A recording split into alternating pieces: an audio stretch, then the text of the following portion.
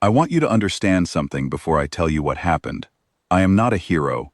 I am a woman who sat in a metal box between Mars and Jupiter for 11 months, drinking recycled coffee and filing reports that nobody ever read. My name is Captain Elara Voss, and I was the commander of Sentinel-9, a deep space surveillance station operated by the United Nations Defense Force. Most people back on Earth did not even know the UNDOWASF existed. We were the Department of Paranoid Imagination. That is what my colleagues called it, and honestly, they were not wrong. Our entire job was to watch for an enemy that might never come, until the day they came. It was a Tuesday. I remember that because I had just finished writing a letter to my sister about how bored I was. My sensor officer, Lieutenant Priya Okafor, called me over to her console with a voice I had never heard from her before. Priya was the calmest person I had ever met. She once repaired a coolant leak while humming a song from her childhood. But that morning, her voice was thin and tight, like a wire about to snap. She showed me the data. A gravitational distortion beyond Jupiter's orbit. Something enormous was slowing down out there in the dark. Not a comet, not an asteroid. Comets do not decelerate in perfect formation. Over the next 36 hours, the anomaly resolved into clarity, and clarity was terrifying. 1,742 vessels, arranged in a pattern that looked almost like a flower, petals of warships surrounding a central stem of massive capital ships. Some of those ships were the size of cities. They pulsed with light in colors I did not have names for, and they were heading straight for the sun, straight for Earth. I sent the alert to command. 8 minutes for the signal to reach Earth. More time for a response to come back. I recorded everything because I understood, in a cold and quiet way, that I might be recording the final chapter of our species. The first response did not come from any general or politician. It came from Hermes, an artificial intelligence on Earth, designed to decode alien communications. Hermes had been listening to faint signals trailing behind the alien fleet and had translated a repeating message. The translation read, "To the indigenous population of the third orbital body, surrender your world. Resistance is a calculation we have already solved. You will be archived." No greeting, no curiosity, no offer to talk. Just a filing notice, as if we were paperwork to be processed before lunch. They were not making contact with us. They were serving an eviction notice. I read that message 3 times, and then I felt something I had not felt in years. Not fear. I was already afraid. What I felt was anger, deep and steady, like a furnace that had been cold for a long time, suddenly finding its flame again. We later designated them the Kelvrathi, based on a self-referential term in their transmissions. Intelligence gathered over the following weeks revealed what they were. A hegemonic empire that had swept across multiple star systems over 10,000 years, conquering or erasing every civilization in their path. They called it archiving, a polite word for ending everything a species had ever been. They had done it to 31 species before us. Not one of those species had managed to slow them down. Most surrendered. Some tried to run. A few attempted to resist and were brushed aside like dust. The Kelvrathi operated on a simple assumption. No species confined to a single star system, with no faster-than-light travel, could possibly pose a threat. In 10,000 years, that assumption had never once been proven wrong. They had never met humans. Here is the part of the story that the Kelvrathi did not know, the part that changed everything.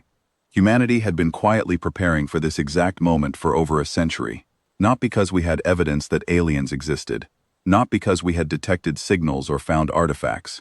We prepared because that is what humans do. We are the species that invented the fire extinguisher before most buildings had electricity. We built lifeboats before we fully understood the ocean.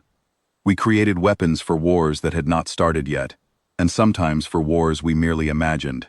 Some called it paranoia. I call it the survival instinct of a species that clawed its way to the top of a food chain on a planet that tried to end us with ice ages, plagues, asteroids, and our own worst impulses. Deep inside classified budgets that most elected officials never saw, the UNDF had built things. Terrible, beautiful, ingenious things.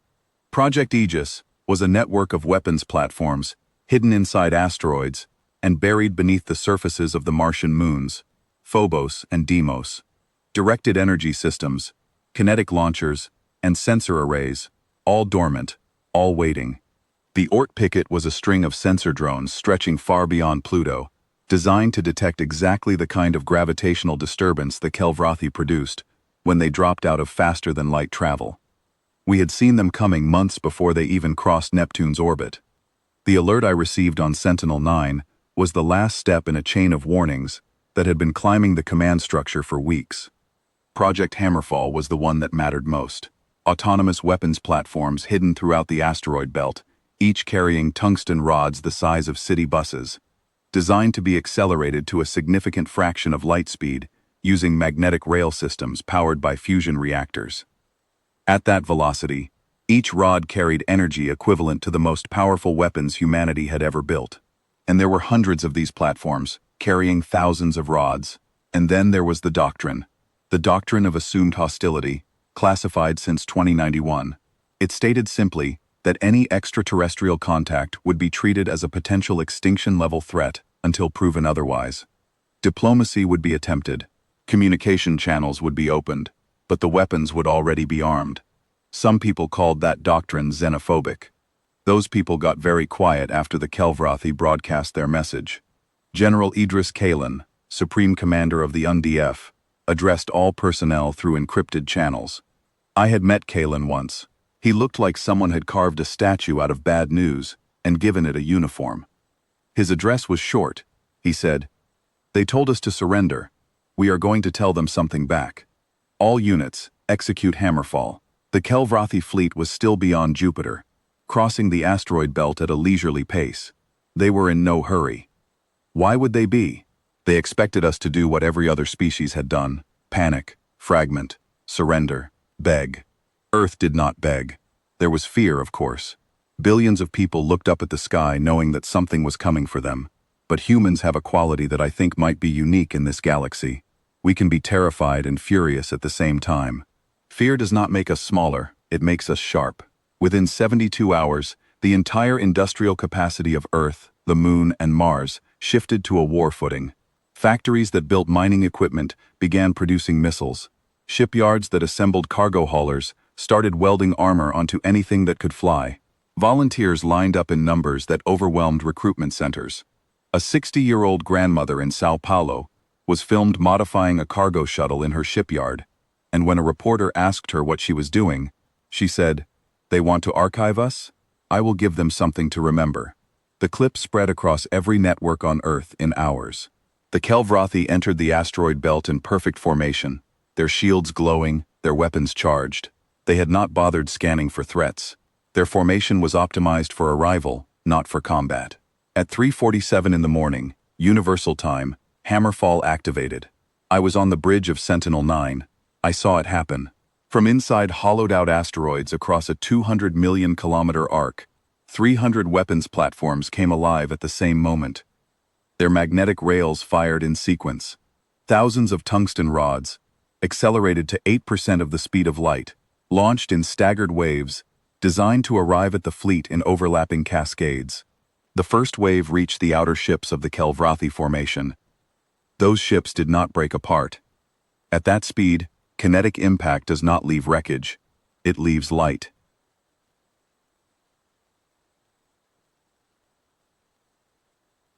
One moment the ships were there. The next moment, they were expanding clouds of superheated gas, glowing like brief, terrible stars. The Kelvrathi reacted. Their communications spiked. Shields flared with energy I could see on my screens as cascading waves of color. But Hammerfall was only the beginning. Aegis activated next. From beneath the surfaces of Phobos and Deimos, concealed energy platforms opened fire.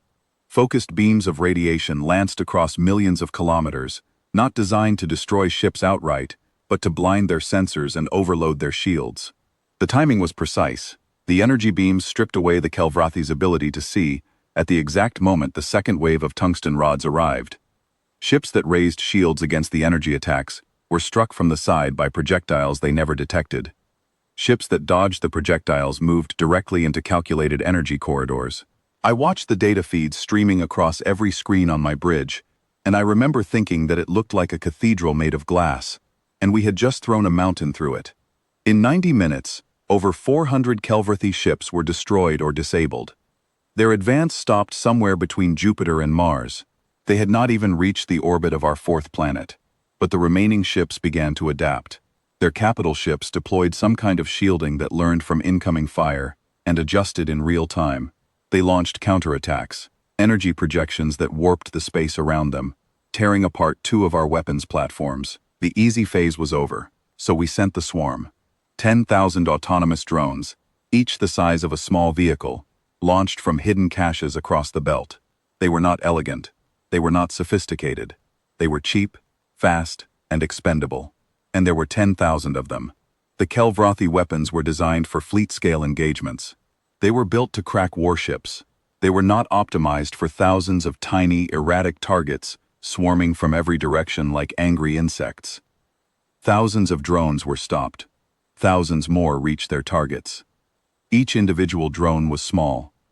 10,000 small problems became one enormous catastrophe, and behind the drone swarm came the crewed fleet. Not a grand armada of gleaming warships. Humanity did not have those. What we had was everything else. Retrofitted cargo haulers, mining vessels with their rock-cutting equipment rewired as weapons, passenger ships with missile racks attached to their hulls, and a handful of actual UNDEF combat frigates leading the charge. 600 ships crewed by volunteers, soldiers, and miners, and engineers and civilians, who simply refused to sit and wait. The grandmother from Sao Paulo was among them, piloting her modified cargo shuttle, which she had named Furia de Deus. The crewed fleet engaged the remaining Kelvrathi forces at medium range, using the drone swarm as cover. A 23-year-old weapons engineer on Mars had discovered that the adaptive shields had a tiny lag in their response cycle, 0.003 of a second between adjustments. It was almost nothing. It was enough. Our ships rotated their weapon frequencies to exploit that gap, and the shields that had seemed invincible began to fail. The battle reached its final moment when the Kelvrathi flagship, a vessel nearly 40 kilometers long, began charging a weapon that our sensors identified as capable of cracking a planet. That weapon was meant for Earth. It never fired. General Kalin authorized our last resort, a weapon called Sunspear, so classified that even I had not known it existed. A satellite, hidden in close orbit around the Sun, designed to focus the Sun's own energy output into a single concentrated beam. The beam crossed the distance from the Sun to the Kelvrathi flagship, and struck with a force that I do not have words sufficient to describe. The flagship's shields held for almost 2 seconds. Then they collapsed. The ship came apart, not in a single moment, but slowly, almost gently, like a sandcastle dissolving in rising water. With the flagship gone, the Kelvrathi fleet shattered. Ships scattered, fled, collided with each other in their panic. Our forces pursued them for 4 more days. Because doctrine was clear, no survivor was to leave our solar system to report what they had found here. Of the original 1,742 Kelvrathi vessels, 1,738 were neutralized. We captured 4 ships and their crews. The Kelvrathi prisoners could not understand what had happened to them. They had no concept of losing. They had no word for surrender. They had never needed one. During the interrogation, Prisoner 01, a Kelvrathi commander, asked a question that our translation system rendered as, "How? You are a young species. You have no faster-than-light travel. You are confined to one system. How is this possible?" I was in the room when that question was asked, and I answered it. "Because we spent our entire history fighting each other," I said. "You were just the first enemy we all agreed on." The cost of our victory was not small. 14,000 people gave their lives. 47 ships were lost. 3 stations were gone. The grandmother from Sao Paulo survived, though. Her shuttle was towed back to Mars with 17 mission marks painted on its hull, one for every engagement she had won. She became the most famous person on 3 worlds. I stood on the observation deck of Sentinel-9 after it was all over, looking out at the stars. I knew this was not the end. The Kelvrathi came from somewhere. They have a homeworld, other fleets, perhaps allies. They will learn what happened in our little corner of the galaxy, and they will come again. Next time, they will not underestimate us. But that is a problem for tomorrow. Today, Earth is broadcasting a new message into the void. Not a golden record, not a mathematical greeting. A simple transmission, aimed at every star the Kelverty signal came from, in every language we speak. We are the humans of Earth. Your fleet entered our home. We ended it before it reached our fourth planet. We kept 4 of your people alive so they could tell you what happened. We are sending them back. Not as a kindness, as a message. If you come to our home again, bring more ships. You are going to need them. I closed my log, leaned back in my chair, and let myself smile for the first time in weeks. We are humanity. We do not get archived.